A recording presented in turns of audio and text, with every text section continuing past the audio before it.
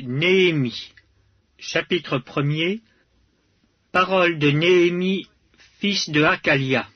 Au mois de Kishleu, la 20e année du règne d'Artaxercès, comme j'étais à Suse dans la capitale, Anani, l'un de mes frères, et quelques hommes arrivèrent de Juda. Je les questionnais au sujet des Juifs réchappés qui étaient restés de la captivité et au sujet de Jérusalem. Ils me répondirent, « Ceux qui sont restés de la captivité sont là dans la province au comble du malheur et de l'opprobre. Les murailles de Jérusalem sont en ruine et ses portes sont consumées par le feu. » Lorsque j'entendis ces choses, je m'assis, je pleurais, et je fus plusieurs jours dans la désolation. Je jeûnais et je priais devant le Dieu des cieux, et je dis, « Ô Éternel, Dieu des cieux, Dieu grand et redoutable, toi qui gardes ton alliance et qui fais miséricorde à ceux qui t'aiment et qui observent tes commandements, que ton oreille soit attentive et que tes yeux soient ouverts. Écoute la prière que ton serviteur t'adresse en ce moment, jour et nuit, pour tes serviteurs les enfants d'Israël, en confessant les péchés des enfants d'Israël, nos péchés contre toi.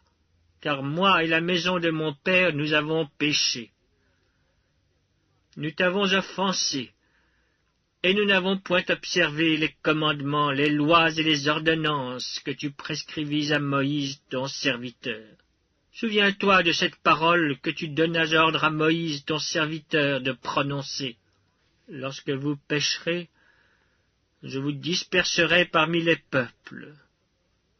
Mais si vous revenez à moi, et si vous observez mes commandements et les mettez en pratique, alors, quand vous seriez exilés à l'extrémité du ciel, de là je vous rassemblerai et je vous ramènerai dans le lieu que j'ai choisi pour y faire résider mon nom. Ils sont tes serviteurs et ton peuple que tu as racheté par ta grande puissance et par ta main forte. Ah, Seigneur, que ton oreille soit attentive à la prière de ton serviteur et à la prière de tes serviteurs qui veulent craindre ton nom. Donne aujourd'hui du succès à ton serviteur et fais-lui trouver grâce devant cet homme. » J'étais alors échanson du roi. Néhémie, chapitre 2. Au mois de Nisan, la 20e année du roi Artaxercès, comme le vin était devant lui, je pris le vin et je l'offris au roi. Jamais je n'avais paru triste en sa présence. Le roi me dit, « Pourquoi as-tu mauvais visage? Tu n'es pourtant pas malade. Ce ne peut être qu'un chagrin de cœur. » Je fus saisi d'une grande crainte et je répondis au roi, « Que le roi vive éternellement. Comment n'aurais-je pas mauvais visage lorsque la ville où sont les sépulcres de mes pères est détruite et que ses portes sont consumées par le feu? » Et le roi me dit, « Que demandes-tu? » Je priai le Dieu des cieux, et je répondis au roi, « Si le roi le trouve bon, et si ton serviteur lui est agréable, envoie-moi en Juda, vers la ville des sépulcres de mes pères, pour que je la rebâtisse. » Le roi, auprès duquel la reine était assise, me dit alors, « Combien ton voyage durera-t-il, et quand seras-tu de retour? » Il plut au roi de me laisser partir, et je lui fixai un temps. Puis je dis au roi, « Si le roi le trouve bon, qu'on me donne des lettres pour les gouverneurs de l'autre côté du fleuve, afin qu'ils me laissent passer et entrer en Juda, et une lettre pour Asaph, garde forestier du roi, afin qu'il me fournisse du bois de charpente pour les portes de la citadelle, près de la maison, pour la muraille de la ville et pour la maison que j'occuperai. » Le roi me donna ces lettres, car la bonne main de mon Dieu était sur moi. Je me rendis auprès des gouverneurs de l'autre côté du fleuve, et je leur remis les lettres du roi, qui m'avaient fait accompagner par des chefs de l'armée et par des cavaliers. Sambala le Horonite et Tobija le serviteur ammonite, l'ayant appris, eurent un grand déplaisir de ce qu'il venait un homme pour chercher le bien des enfants d'Israël. J'arrivai à Jérusalem et j'y passai 3 jours. Après quoi je me levai pendant la nuit avec quelques hommes, sans avoir dit à personne ce que mon Dieu m'avait mis au cœur de faire pour Jérusalem. Il n'y avait avec moi d'autres bêtes de somme que ma propre monture.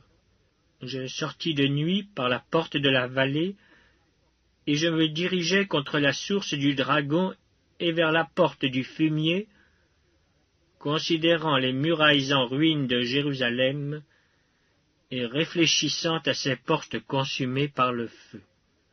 Je passai près de la porte de la source et de l'étang du roi, et il n'y avait point de place par où pût passer la bête qui était sous moi. Je montai de nuit par le torrent, et je considérai encore la muraille. Puis je rentrai par la porte de la vallée, et je fus ainsi de retour. Les magistrats ignoraient où j'étais allé, et ce que je faisais. Jusqu'à ce moment, je n'avais rien dit aux Juifs, ni aux sacrificateurs, ni aux grands, ni aux magistrats, ni à aucun de ceux qui s'occupaient des affaires. Je leur dis alors, « Vous voyez le malheureux état où nous sommes. Jérusalem est détruite, et ses portes sont consumées par le feu. Venez, rebâtissons la muraille de Jérusalem, et nous ne serons plus dans l'opprobre. » Et je leur racontai comment la bonne main de mon Dieu avait été sur moi, et quelles paroles le roi m'avait adressées. Ils dirent, « Levons-nous et bâtissons. » Et ils se fortifièrent dans cette bonne résolution. Sambala le Horonite et Tobija le serviteur ammonite et Geshem l'arabe, en ayant été informés, se moquèrent de nous et nous méprisèrent. Ils dirent, « Que faites-vous là? Vous révoltez-vous contre le roi ?» Et je leur fis cette réponse, « Le Dieu des cieux nous donnera le succès. Nous, ses serviteurs, nous nous lèverons et nous bâtirons. Mais vous, vous n'avez ni part, ni droit, ni souvenir dans Jérusalem. » Néhémie, chapitre 3. Eliashib, le souverain sacrificateur, se leva avec ses frères, les sacrificateurs, et ils bâtirent la porte des brebis. Ils la consacrèrent et en posèrent les battants. Ils la consacrèrent depuis la tour de Méa jusqu'à la tour de Hananéel. À côté d'Eliashib bâtirent les hommes de Jéricho. À côté de lui bâtit aussi Zakur, fils d'Imri. Les fils de Sénaa bâtirent la porte des poissons.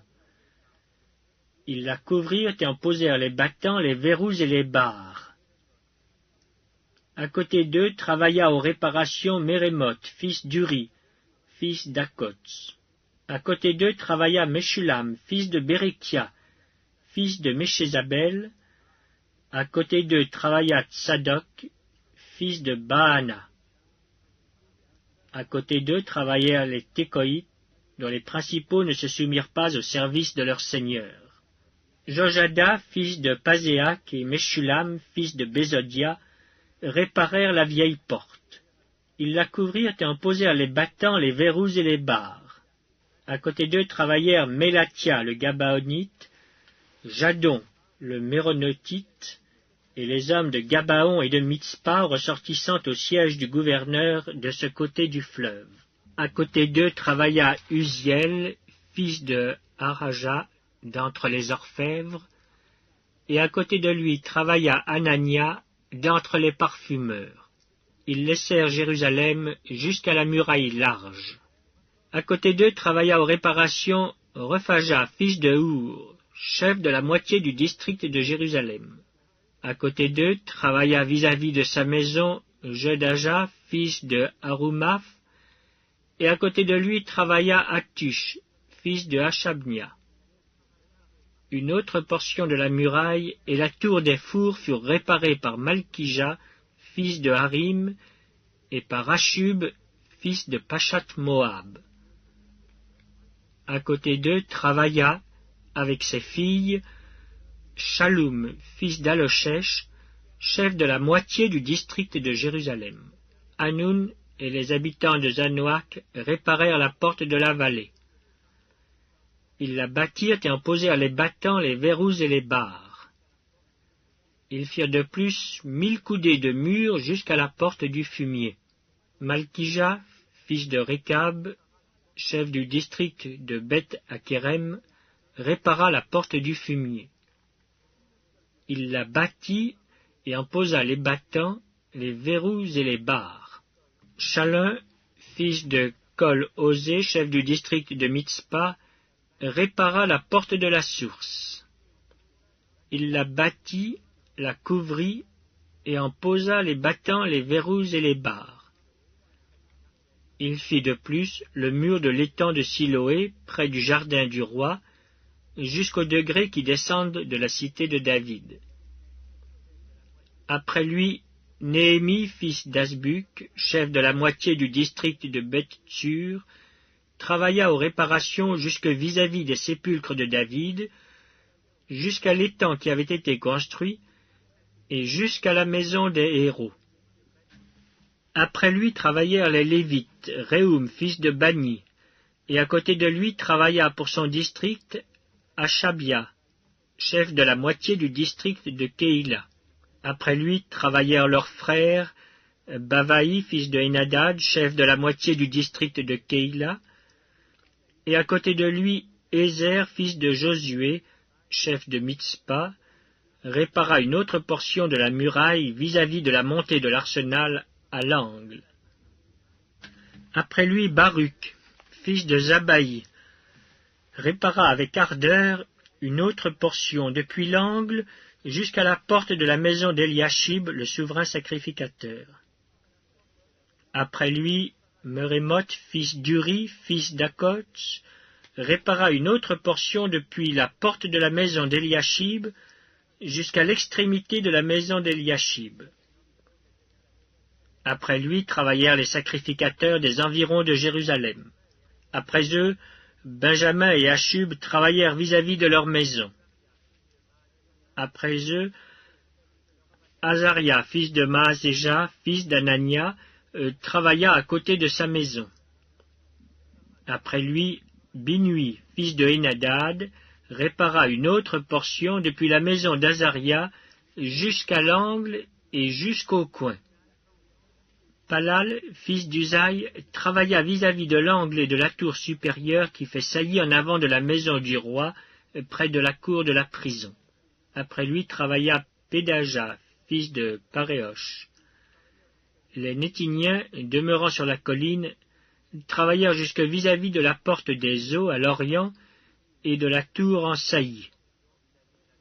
Après eux, les Técoïtes réparèrent une autre portion vis-à-vis de la grande tour en saillie jusqu'au mur de la colline. Au-dessus de la porte des chevaux, les sacrificateurs travaillèrent chacun devant sa maison. Après eux, Tsadok, fils d'Imer, travailla devant sa maison. Après lui travailla Shemaéja, fils de Shekania, gardien de la porte de l'Orient. Après eux, Anania, fils de Shelemia, et Anne, le 6e fils de Tsalaf, réparèrent une autre portion de la muraille. Après eux, Meshulam, fils de Bérékia, travailla vis-à-vis de sa chambre. Après lui, Malkija, d'entre les orfèvres, travailla jusqu'aux maisons des Nétiniens et des marchands vis-à-vis de la porte de Mifkad et jusqu'à la chambre haute du coin. Les orfèvres et les marchands travaillèrent entre la chambre haute du coin et la porte des brebis.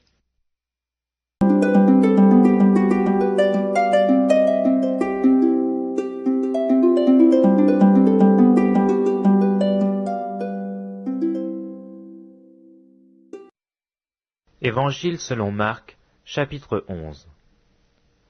Lorsqu'ils approchèrent de Jérusalem, et qu'ils furent près de Bethphagée et de Béthanie, vers la montagne des Oliviers, Jésus envoya 2 de ses disciples en leur disant, « Allez au village qui est devant vous. Dès que vous y serez entrés, vous trouverez un ânon attaché, sur lequel aucun homme ne s'est encore assis. Détachez-le et amenez-le. Si quelqu'un vous dit, « Pourquoi faites-vous cela ?» répondez, « Le Seigneur en a besoin. » Et à l'instant il le laissera venir. Les disciples étant allés, trouvèrent l'ânon attaché dehors, près d'une porte, au contour du chemin, et ils le détachèrent. Quelques-uns de ceux qui étaient là leur dirent, « Que faites-vous? Pourquoi détachez-vous cet ânon ?» Ils répondirent comme Jésus l'avait dit, et on les laissa aller. Ils amenèrent à Jésus l'ânon sur lequel ils jetèrent leurs vêtements, et Jésus s'assit dessus.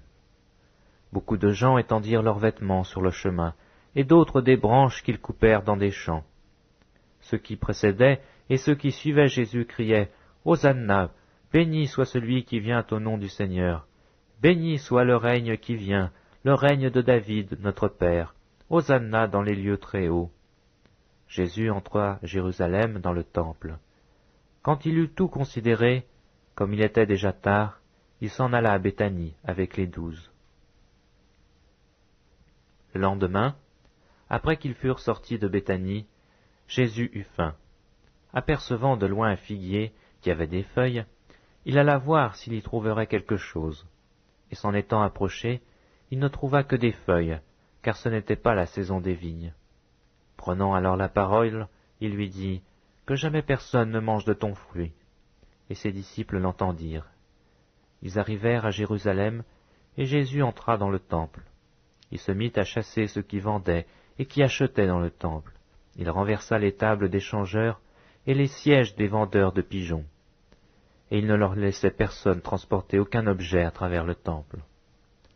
Il enseignait et disait, « N'est-il pas écrit, « Ma maison sera appelée une maison de prière pour toutes les nations » Mais vous, vous en avez fait une caverne de voleurs. Les principaux sacrificateurs et scribes, l'ayant entendu, cherchèrent les moyens de le faire périr, car ils le craignaient, parce que toute la foule était frappée de sa doctrine. Quand le soir fut venu, Jésus sortit de la ville. Le matin, en passant, les disciples virent le figuier séché jusqu'aux racines. Pierre, se rappelant ce qui s'était passé, dit à Jésus, « Rabbi, regarde, le figuier que tu as maudit a séché. » Jésus prit la parole et leur dit, « Ayez foi en Dieu. Je vous le dis en vérité, si quelqu'un dit à cette montagne, « Ôte-toi de là, et jette-toi dans la mer », et s'il ne doute point en son cœur, mais croit que ce qu'il dit arrive, il le verra s'accomplir. C'est pourquoi je vous dis, tout ce que vous demanderez en priant, croyez que vous l'avez reçu, et vous le verrez s'accomplir. Et lorsque vous êtes debout, faisant votre prière, si vous avez quelque chose contre quelqu'un, pardonnez, afin que votre Père qui est dans les cieux vous pardonne aussi vos offenses. Mais si vous ne pardonnez pas, votre Père qui est dans les cieux ne vous pardonnera pas non plus de vos offenses. » Ils se rendirent de nouveau à Jérusalem, et pendant que Jésus se promenait dans le temple, les principaux sacrificateurs, les scribes et les anciens vinrent à lui et lui dirent, « Par quelle autorité fais-tu ces choses? Et qui t'a donné l'autorité de les faire ?»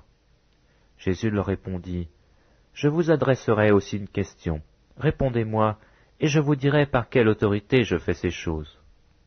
Le baptême de Jean, venait-il du ciel ou des hommes? Répondez-moi. » Mais ils raisonnèrent ainsi entre eux. Si nous répondons du ciel, il dira, « Pourquoi donc n'avez-vous pas cru en lui ?» Et si nous répondons des hommes, ils craignaient le peuple, car tous tenaient réellement Jean pour un prophète. Alors ils répondirent à Jésus, « Nous ne savons. » Et Jésus leur dit, « Moi non plus, je ne vous dirai pas par quelle autorité je fais ces choses.